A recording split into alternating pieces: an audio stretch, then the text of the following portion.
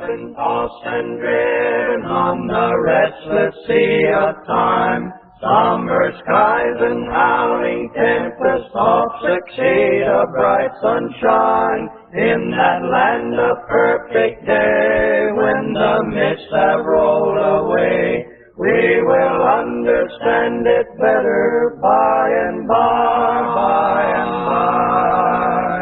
by, by and by, when the morning comes. All the saints of God are gathered home. I'd like to join in with Ray in welcoming everybody here this morning. We do have a good crowd. We have some visitors in the audience from other churches, some visitors from the area. We also have a sizable number of our people that are back with us from vacations and various things, and so we're happy that you've chosen to be with us. Happy that you've decided to spend Sunday morning worshiping and praising God, which is what we should all be doing, but especially be able to do it with people of like precious faith. That's our goal this morning, is to worship, to glorify Him, and to draw closer to Him through song and through instruction. Certainly that's what we want to do this morning. We're discussing the question, we're asking a question this morning, what makes a wise man wise? I think that's a fantastic question that I've never really considered before, haven't really thought about it. And I'll be honest, it was a question that was posed to me by a member of this congregation. Somebody asked to talk on it several months ago. And so I put it on the docket. When I scheduled it for this Sunday, I never thought in my wildest dreams that I would have a perfect object lesson for wisdom on my left wrist right here. I never thought that I could point to this and say this is the antithesis of what you want to do when we're talking about wisdom. But here it is. That's my introduction. There you have it. We could just end the sermon right now and we can all go home and that be that. I could say that you should never, what you should do with wisdom is never punch anything out of anger. You need to have something else when you're upset like that to kind of cool yourself down. We could just go home, but I'm not going to do that. We're going to talk about more things. But when we talk about this question of what makes a wise man wise, I think that's a very powerful question, because the idea is, what is it about wisdom that separates them from everybody else? There's a lot of very smart people in this world. There's a lot of people that have a whole lot of intelligence about a ton of things that I have no knowledge of whatsoever. There's a lot of people that have expertise in various areas. There's people that know this thing that other people can't even think about. And so there's people that are very intelligent. But the question is, what separates those who are intelligent from those who are truly wise? All of us know people like that. All of us know people that you can go to, that you can talk to, that just possess a certain amount of wisdom that you know you can ask their advice, and they'll tell you something you'll think, I never would have thought about that. So what's the difference between somebody who's knowledgeable about things and somebody who's wise about a lot of things? There's a difference between those two ideas. The book of Proverbs, if you would, look over there in Proverbs, the 8th chapter, you see a little bit of the definition between these two. Proverbs chapter 8, starting in verse 12, Solomon has some things to say about wisdom that I think is very interesting. He says, I, wisdom, dwell with prudence, and I find knowledge and discretion. So there you can see is the delineation between wisdom and knowledge. He says, verse 13, the fear of the Lord is to hate evil, pride and arrogance in the evil way, the perverted mouth I hate. Counsel is mine, and sound wisdom I am understanding, power is mine. By me kings reign, and rulers decree justice. By me princes rule, and nobles, all who judge rightly. I will love those who love me, and those who diligently seek me will find me. Riches and honor are with me, enduring wealth and righteousness. My fruit is better than gold, even pure gold. My yield better than choicest silver. Pay attention to what he has to say here. He says, I walk in the way of righteousness, in the midst of the paths of justice, to endow those who love me with wealth, that I may fill their treasuries. Solomon is regarded as being the wisest person that has ever lived. That's one thing God told him would happen whenever he prayed for wisdom. And so as he's talking about wisdom here in Proverbs the 8th chapter, in that little 9-verse section, he delineates it, wisdom from knowledge, and says basically those are two different things. And while knowledge may be the ability or the possession of a certain amount of information, for instance, I know 2 + 2 = 4, wisdom is the ability to use that in a way that benefits not only yourself, but the world around you. Wisdom is an extension of knowledge for us to know something, to be able to put it to good use. And you can see that here in Proverbs the 8th chapter. If you look at verses 12 through 21 again, what Solomon has to say there in those verses is, I endow people with riches. I give people silver. Those who utilize me will advance in their years. And so being wise is not just simply knowing a lot of things and having a lot of facts up here. Wisdom is the ability to actually put those things into practice and use them in the world around you. And that's what Solomon says here in Proverbs the 8th chapter, is the difference between wisdom and knowledge and understanding. There's a difference between those two. So what separates those people who are knowledgeable about all these different things? Because there are people that have read books and books and books, that have 10 PhDs, that know a lot of things, but will never attain wisdom. So what truly makes a wise man wise when you think about it? I think first and foremost, these are people that seek after truth. These are people that are not just content to have a whole bunch of facts, a whole bunch of wisdom up in there, or a whole bunch of knowledge up in their head. These are people who seek after truth, who make it their goal to go out and attain truth and wisdom in everyday life. If you would look at Matthew the 2nd chapter, it's not up on the board, but look at Matthew chapter 2. Something I want to point out here that oftentimes goes overlooked in this whole discussion. Matthew the 2nd chapter, starting in verse 1, this is the story of the wise men as they're traveling to see Jesus. There's a story here that I think is interesting when we put it in its context. Matthew chapter 2, starting in verse 1. It says, Now after Jesus was born in Bethlehem of Judea in the days of Herod the king, Magi, which is another word for wise men, from the east arrived in Jerusalem, saying, Where is he who has been born King of the Jews? For we saw his star in the east and have come to worship him. What you have here is the very essence of the beginning of the gospel. This is the birth of Jesus, and these wise men that most likely came from Persia or Syria, someplace far off, they've seen the star in the east, and now they have come to worship him. Or they've seen the star in the west, now they've come to worship him. And so they travel quite a far ways. If you think about where they're from, probably in Persia or in Syria, which is far off in the east, they've traveled all the way to Jerusalem, they've traveled to Judea. They have come here seeking where this person is that they can worship him. They travel quite a ways. Look at verse 7, if you would. Continue on in the story. Matthew chapter 2, starting in verse 7. It says, Then Herod secretly called the Magi, determined from them the exact time the star appeared. And he sent them to Bethlehem and said, Go and search carefully for the child. When you have found him, report to me, so that I too may come and worship him. Here's the trap that Herod sets for these wise men. Verse 9, After hearing the king, they went on their way, and the star which they had seen in the east went on before them until it came and stood over the place where the child was. And when they saw the star, they rejoiced exceedingly with great joy.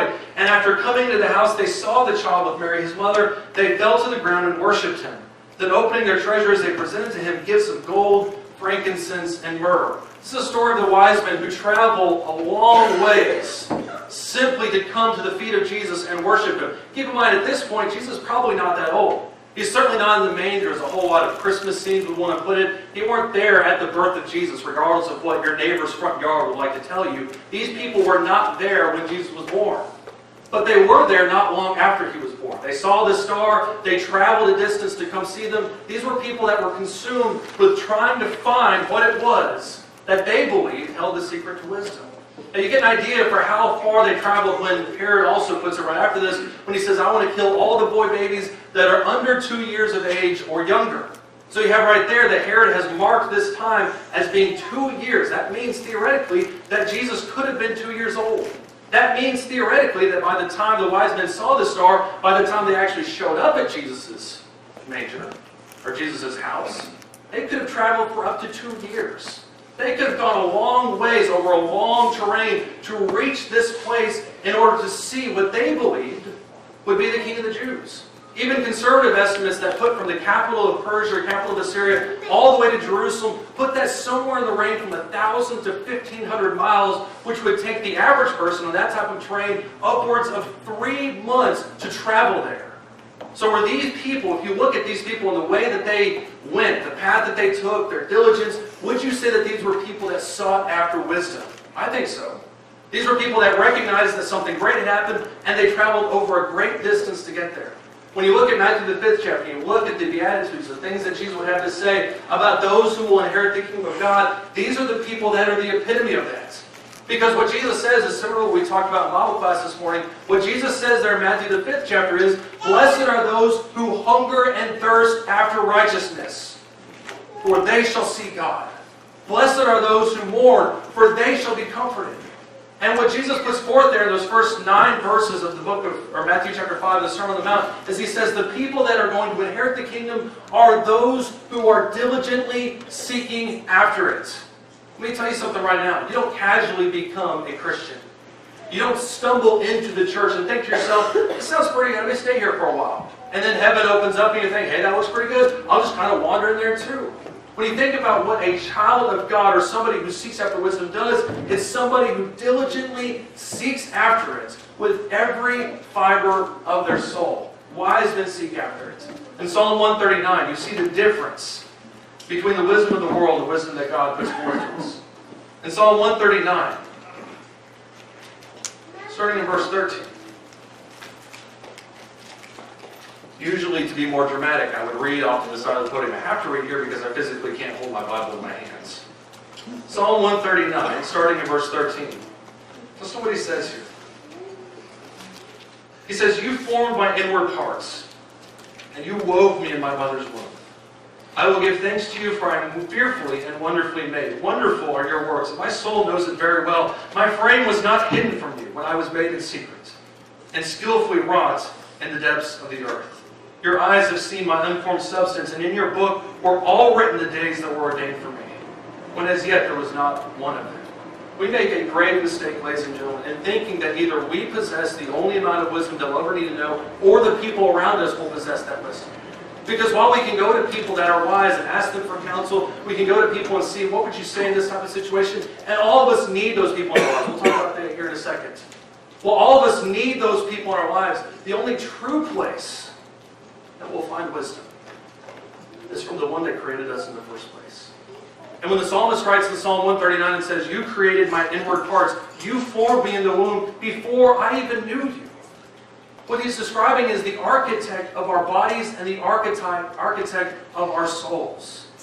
And when we seek after wisdom, we can't just go to all these different people and say, "Well, what does this guy say? Well, what does this guy say?" And then try to compare them and do a graph and just chart it all. If we want to seek after wisdom, the place that we should go to first is to the one who created us in the first place, by looking into his word and asking him what we should do for our lives. And it's not that hard to attain. James chapter 1, verses 6 through 8 says, "If any one of you asks or lacks wisdom, let him ask of God, who gives freely to all of those who would ask him." Do you want to be wise? Seek after it. Look into the Bible. Look into the Scriptures. See what God has to say. But there's nothing at all wrong in the world with getting on your knees and asking God to help you grow in wisdom. We should do that regularly. Not only do wise people follow after truth and seek it diligently with everything that they have, these are people who also surround themselves with wise company. Somebody told me once a while back, and I thought this was truer the longer I think about it, but somebody once told me that you are the sum of the 5 people that you spend the most time with. That you are the sum or the average of the 5 people that you spend the most time with in your life. So I want everybody right now to think about it real quick. Who are the 5 people in your life that pop up the most? Who are the 5 people that you associate with more than anybody else? For some, probably it's your spouse. Some people may be your parents. Some people may be coworkers. Some people may be your best friends. But who are the 5 closest people to you in your life? You're most likely the average or the sum of those different people. So you have to ask yourself the question, who am I really associating with? Who am I associating with, and what is their influence like on me in my life? Solomon, we just talked about, was regarded as being the wisest man that ever lived, and he had plenty to say about this idea. Proverbs chapter 12, verse 15, he has this to say. He says, "The way of a fool is right in his own eyes, but a wise man is he who listens to counsel."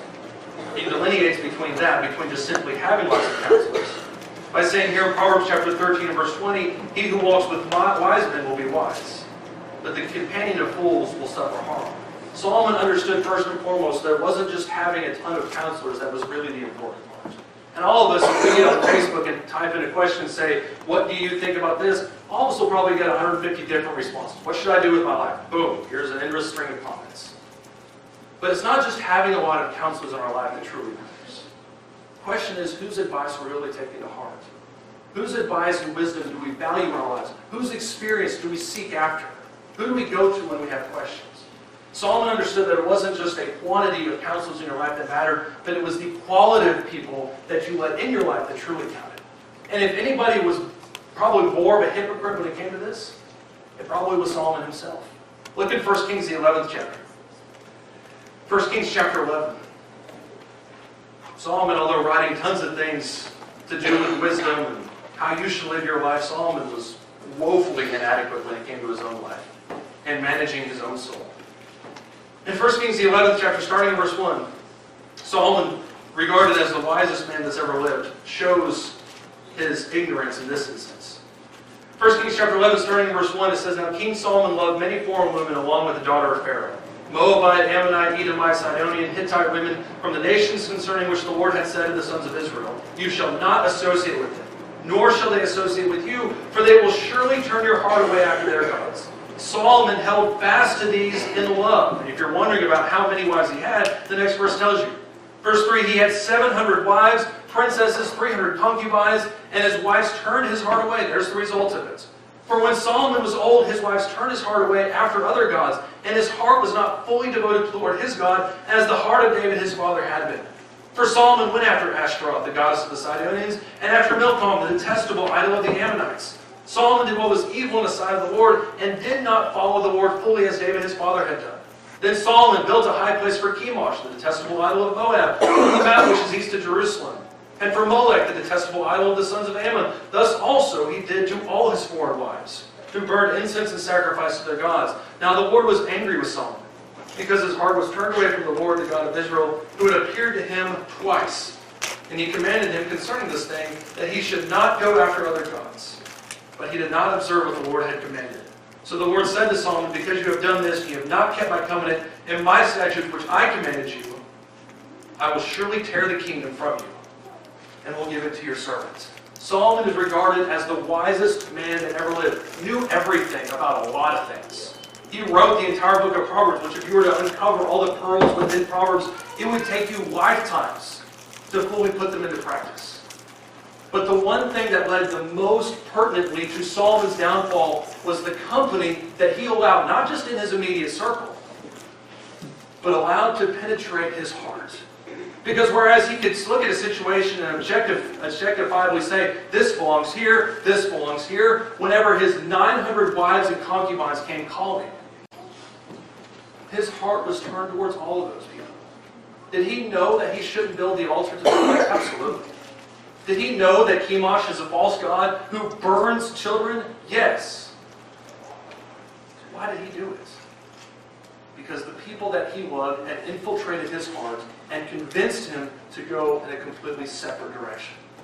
We oftentimes associate with people in our lives thinking to ourselves that we're having a great influence on them. And we may. I don't want to tear that apart from us. Oftentimes we look at other people, we may have a fantastic influence on them, and we need to keep that going. But we need to look at the reverse as well. And ask ourselves honestly, if those same people that we think honestly that we're having a fantastic input on, we need to ask ourselves, are we allowing them into our lives? Are we allowing them to influence us? It'd be one thing if it stopped with Solomon. If it had just kind of stopped with Solomon and then gone on, that'd been one thing. Look in the next chapter of 1 Kings chapter 12. 1 Kings chapter 12, starting in verse 1. His son gets roped into the whole situation. 1 Kings chapter 12, starting in verse 1, after the death of Solomon that would happen at the end of 1 Kings chapter 11, he says here in chapter 12, verse 1, Rehoboam went to Shechem, for all Israel had come to Shechem to make him king. He was the son of Solomon. He was the rightful king. Now when Jeroboam the son of Nebat heard it, he was living in Egypt, for he was yet in Egypt where he had fled from the presence of King Solomon. Then they called him, Jeroboam, all the assembly of Israel, came and spoke to Jeroboam and said, Your father, verse 4, made our yoke hard. Now therefore, like the hard service of our father, and his heavy yoke which he put on us, and we will serve you. Then he said to them, Depart for 3 days and return to me. So the people departed. King Rehoboam consulted with the elders who had served his father Solomon while he was still alive, saying, How do you counsel me to answer his people? This is the people that he invites in. Then they spoke to him, saying, If you will be a servant to this people today, and will serve them, and will grant them their petition, and speak good words to them, then they will be your servants forever. What a fantastic piece of counsel. But he forsook the counsel of the elders which they had given him, consulted with the young men which had grown up with him and served him.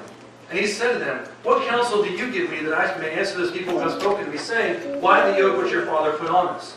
Now you would think the young men would kind of parent the older men. That's what we do with older people who have much more wisdom. We'll just say whatever they said, that sounds pretty good to us. Just go with that. Look at verse 10. The young men who grew up with him spoke to him, saying, Thus you shall say to the people who spoke to you, saying, Your father made our yoke heavy, now you make it lighter for us. But you shall speak to them, saying, My little finger is thicker than my father's loins. And whereas my father loaded you with a heavy yoke, I will add to your yoke. My father disciplined you with whips, but I will discipline you with scorpions. Rehoboam, at this point, following in the footsteps of his father, had a perfect opportunity to introduce probably the most appeasing tax reform in the history of Israel. Because people are coming up to him after the massive building projects that Solomon would go through, not only with the temple, but also with the expansion of his kingdom. All these different things that Solomon was involved in took a lot of taxes. And so the people that were under the yoke of Solomon came to him and said, What we would love for you to do is lighten up the taxes on us a little bit. That's the cry, I think, of every generation, every government ever known to man. Lighten the taxes. Everybody wants that. But the young men came to Rehoboam and said, "We want you to lighten our taxes." And Rehoboam, what should have been a slam dunk, goes to the older people and says, "What do you guys think I should do about this type of situation?" And they sagely say, "Look, they're right when they say that the tax burden was hard. And so if you want to make these people your friends, your loyal subjects, then ease the burden on them a little bit." So not content with that, he then goes to the younger people. And he says to them, "What should I do when they say to me, ease the tax burden?" And they say, what you need to do instead of easing it up and making them all your friends, is you need to drive your thumb, this is my thumb that's obviously broken, take your thumb, jam it on them, and put them down on the ground, and you show them who's boss. And Rehoboam, in the pridefulness of his heart, for whatever reason, forsook the counsel of the elders that would have kept the kingdom intact, most likely, and took the advice of the younger men who did not care about him at all. And in doing so, Israel was torn, literally right at the seams. 10 tribes on one side, 2 tribes on the other, and Rehoboam was now the king of 2 of those 10 tribes. And if you want to point back to any one moment, I know Solomon had a lot to do with it as well, I'm not trying to take away from that.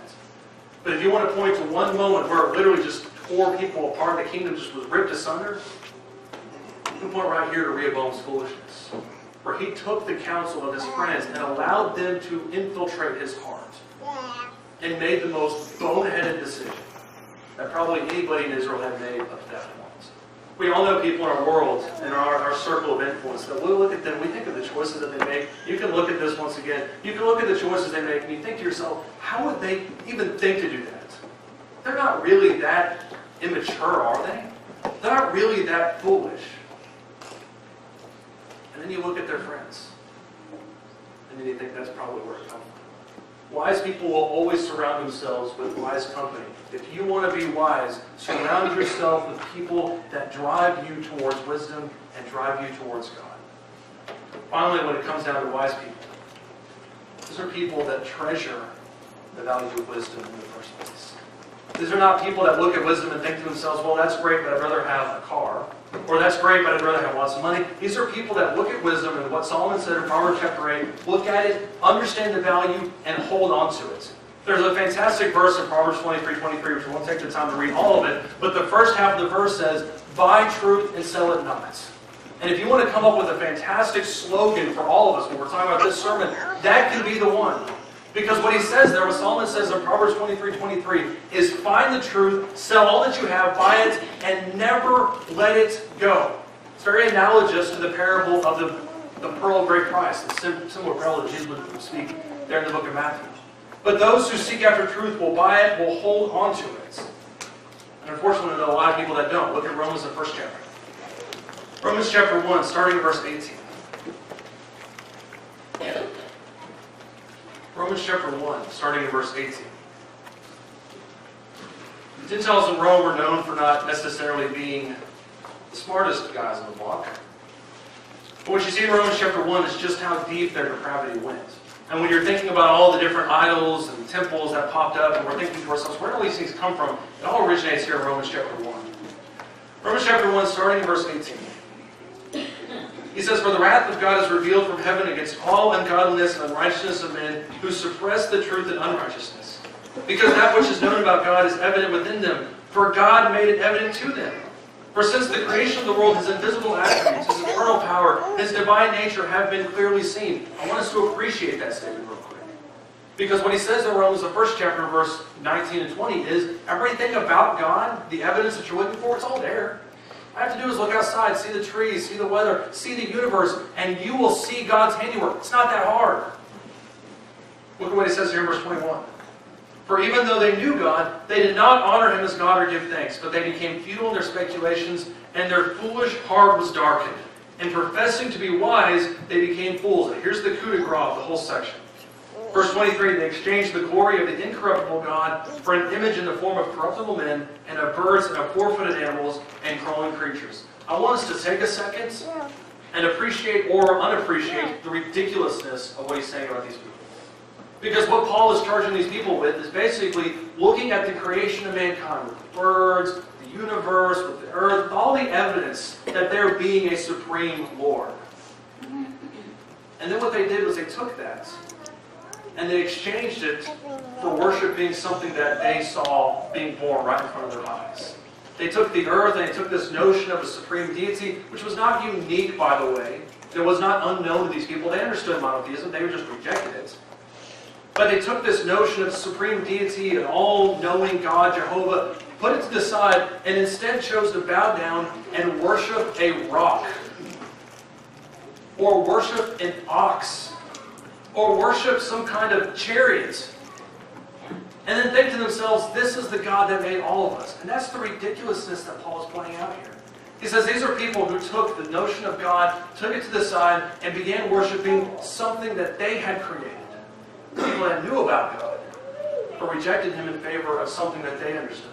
The Greeks and the Romans prided themselves on wisdom. That's probably not an unknown to all of us. These were people that really prided themselves on knowing a lot of things about a lot of different things. Paul in the book of Acts would have a lot to say about these people. I want you to focus on this wisdom.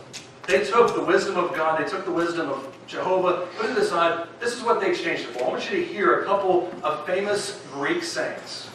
Heraclitus, who was a Greek thinker, Greek philosopher, he said this, and this was mind-blowing to everybody for that time period. He said, you cannot step in the same river twice. That's the wisdom that they valued. They took this, put it to the side, and they valued that saying. Epicurus had this to say, which Epicurus was a bigger philosopher than he was. Let's see if you can unravel this.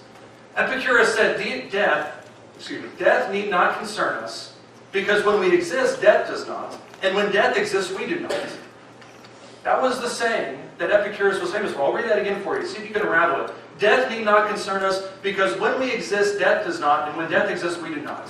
When he said that, when Epicurus sat on his little rock and his little robe and said that, people look at him and their minds were blown, because they could just not believe the wisdom that Epicurus had. Cicero was right, the great statesman, who said in that same time period, that said there is nothing so absurd that philosopher won't say it, or that some philosopher won't say it. When you think about Greek and Roman philosophy in comparison, it's really tough. When you think about Greek and Roman philosophy in comparison to what we read in the Scriptures, there literally is no comparison. Because whereas this one guy, Heraclitus, was talking about how you can't step in the same river twice, Jesus was talking about what true wisdom is all about. And never forget that the true aspect, and the thing that made Jesus the greatest, the wisest, the most powerful speaker of all time, if we can kind of bring him at least to that level, on a human scale, the thing that made him what he was not because he took simple things like rivers or death and made them complex. That's not what made Jesus wise. What made Jesus wise was he was able to take all these nebulous concepts, things that are way over our heads, and boil them down to a simple story about how a father lost his son and waited every day for that son to come back. Or about how this person was going along the road, and after a priest and a Levite saw that he had been damaged and he had been hurt, was laying on the side of the road, a Samaritan of all people came by and bandaged him. And Jesus was able to take these super nebulous theological concepts about grace and substitution, atonement, all these different things, and boil them down to a nugget of a story that even a simple farmer from Bethlehem could understand. If Jesus ever heard the phrase, you can't step in the same river twice, he would look at you like you had four heads, because that makes no sense to anybody. And yet the Greeks and the Romans valued that above the pearls of wisdom we find in Scripture. And we look at that and think to ourselves, how ridiculous would that be? And then we turn around and do the exact same thing in our life. When we look at what God has laid out in Scripture, and we see what He reveals to us through Matthew, Mark, Luke, and John, when we look at the Old Testament and see all the things that God has revealed to us, and then we read Joel Osteen's favorite book, Your Best Life Now, and think that is a gift sent from God. And people eat that up. Wise people are those who recognize true wisdom and recognize the true value that is inherent within it when they see it in the first place. One final verse in Proverbs, the 3rd chapter. Proverbs chapter 3 as we end this morning.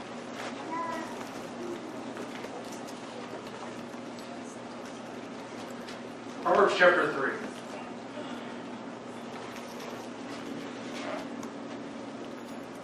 Proverbs chapter 3, starting in verse 1. Solomon is writing the beginning of this book about wisdom.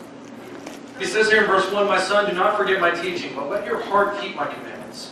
For length of days and years of life and peace they will add to you. Do not let kindness and truth leave you. Bind them around your neck. Write them on the tablet of your heart, so you will find favor and good repute in the sight of God and of man. Trust in the Lord with all your heart. Do not lean on your own understanding. And in all your ways acknowledge Him, for He will make your paths straight. Do not be wise in your own eyes. Fear the Lord. Turn away from evil, for it will be healing to your body, refreshment to your bones. Honor the Lord for your wealth and from the first of all your produce, so your barns will be filled with plenty, and your vats will overflow with new wine. You want to look where true wisdom is. You look towards God, see the value in it, and then put it into practice in your own life. You may not be the richest person on the block. You may not even be the most respected person in your cubicle if you have two people that work. But I guarantee you, if you take the principles that God puts and reveals within His Scripture, and you put them into practice, draw closer to Him every day, you will be a closer thing to God than they will ever be by using the wisdom of the world. So the question that I ask you this morning is, does any of this describe us? As we're looking at these ideas of wisdom and thinking to ourselves, what makes a wise man wise? Do I meet that criteria? I may think I'm a wise man, but am I truly wise? The answer to that is how we respond to those questions. Do I seek after truth? Do I value it? Do I surround myself with company that will try to further that truth? Or am I throwing that all to the side based on what I want to do today right now this moment? Buy the truth and sell it with us. If we can help you draw closer to God, won't you come? We are often tossed and driven on the restless sea of time. Summer skies and howling tempests oft succeed a bright sunshine. In that land of perfect day, when the mists have rolled away, we will understand it better by